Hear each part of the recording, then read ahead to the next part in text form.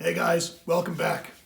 Now in medieval times, a well-crafted longsword was truly a sign of not only status, as well as a symbol of strength, as it definitely required someone of such size and stature to carry it and wield it.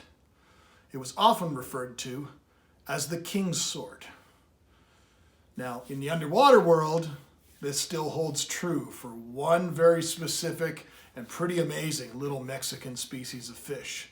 So today, we're going to talk about the King of Swords.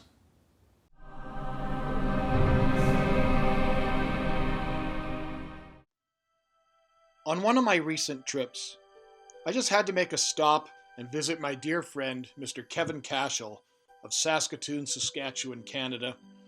I had to make a stop at his place because I had to do a video of his absolutely amazing Mexico-inspired biotope-styled aquarium. The primary resident of this beautiful tank was a thriving colony of Xiphophorus montezumae, the king of swords. Now, swordtails are known in the trade because the males develop a long extension to the lower rays of the caudal fin, resembling a sword. For the Montezuma swordtail, however, they take this to the limit, often hauling around a caudal extension equal to that of their entire body length or more.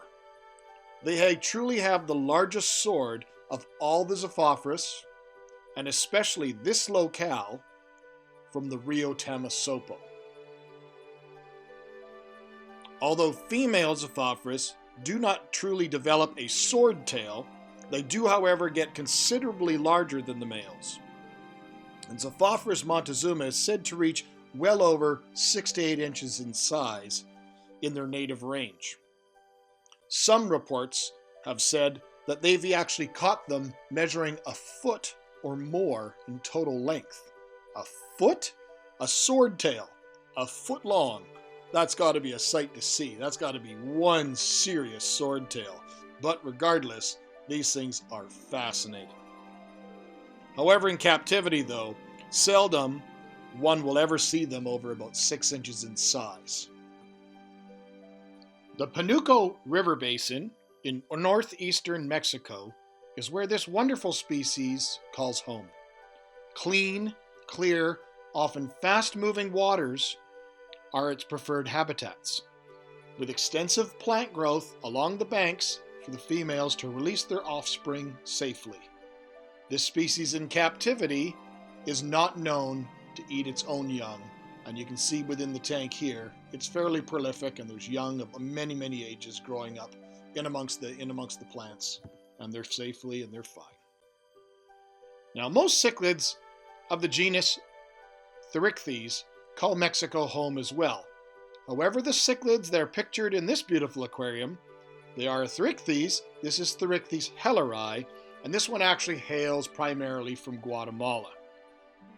Now, granted, this is not a true endemic species to the Rio Tamasopo. In the Rio Tamasopo, the primary cichlid resident would be Thorichthys tamasopoensis. It's like a panfish, very closely related to Thorichthys cyanogatatus, or also known as the Texas cichlid.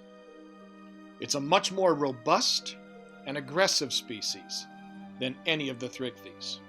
But in this Mexican-style biotope aquarium, these Thorichthys make ideal tank mates for the Xiphophorus montezumae, allowing them to reproduce successfully and in good numbers.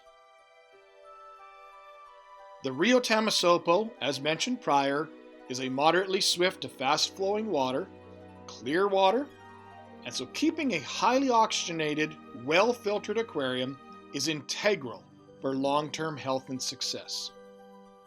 Kevin's aquarium, as seen here, is actually a 6-foot, 180-gallon plywood-built aquarium, and it is filtered by a large, wet-dry, sump-styled filter. Using this style of filter, the filter media is removed from the water column, and it is always kept wet, but it provides 100% oxygen saturation to the water. And you could see the flow of the water coming from the return back into this tank, and the fish just love it.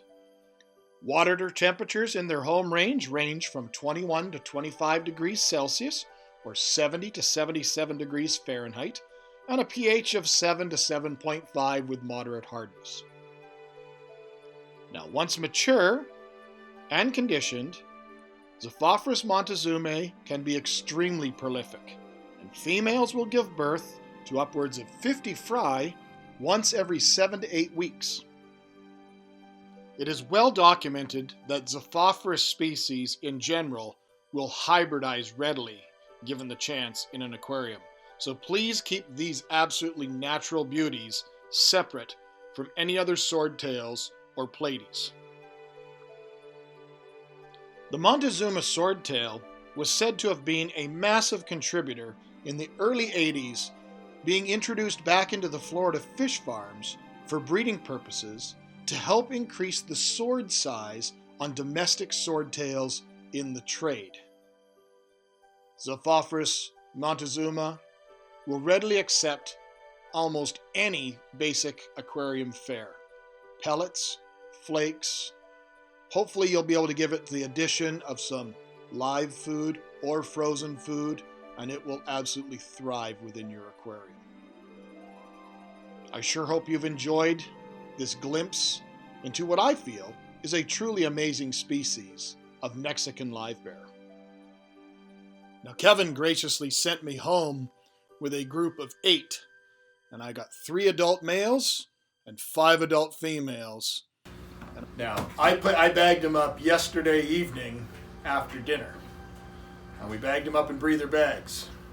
You guys know about breather bags because I've shown them to you before. Now, the problem is when I use breather bags and I travel a lot, and I always have breather bags with me, I'm used to bringing back little fish, little fry and little breather bags and stuff, little volumes of water.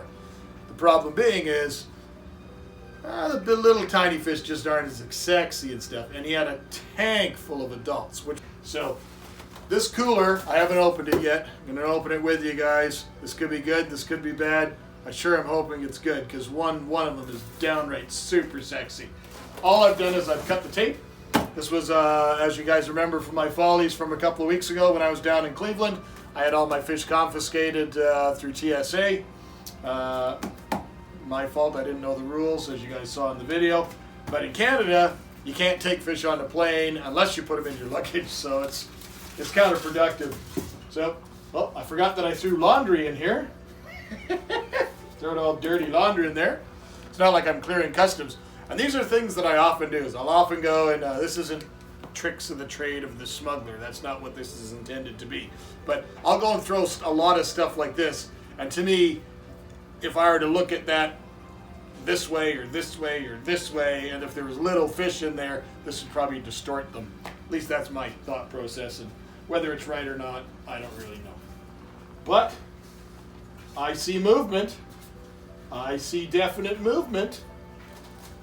This is the bag of girls.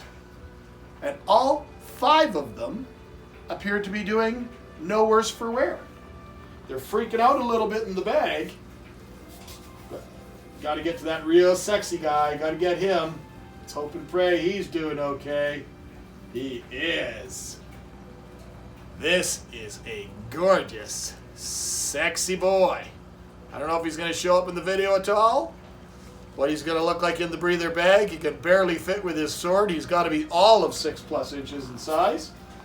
So that's a boy.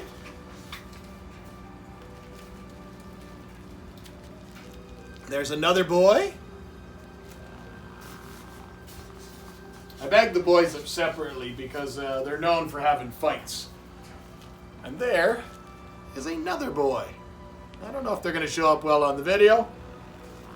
So let's get a bucket dripping because my water is going to be vastly different because I use primarily RO water and I make my own water to whatever I need it to be. And they're going to go in this tank that's been without fish for a couple of months. Hence it says no fish on it. That means that's meant for helpful for my wife and my kids when I'm away, that they're coming down and doing the feeds for me. This means there's no fish. But this tank has had all sorts of plants and weeds. It's got a massive amount. Half the tank is filled with either java moss or subwasser tang, I think it's called. And it's just filled that in. So it's going to be a perfect starting home for these guys. It'll give refuge for the females, it'll give refuge for the fry, it'll also give refuge for the males, or at least visual barriers for the males that they'll be able to do their little sparring, but there'll never be any harm done to them. They can always get away. So let's get them dripping and land them, see what happens. These guys are literally no worse for wear. They spent from 6 o'clock, about 27 hours in a breather bag. Look at the size of those males. Look at the swords on those males.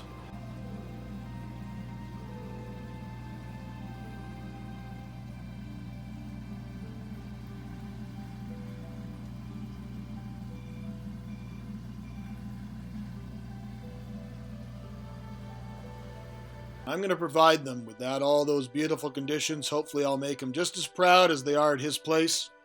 And I hope to have them in my aquariums for many, many years to come. Now let's just sit back and let's take what I did when I was at his place. Just sit back and watch the aquarium, watch the fish swim, see some of their unique behaviors as the males swordtails spar with each other for territory. I think it's just wonderful.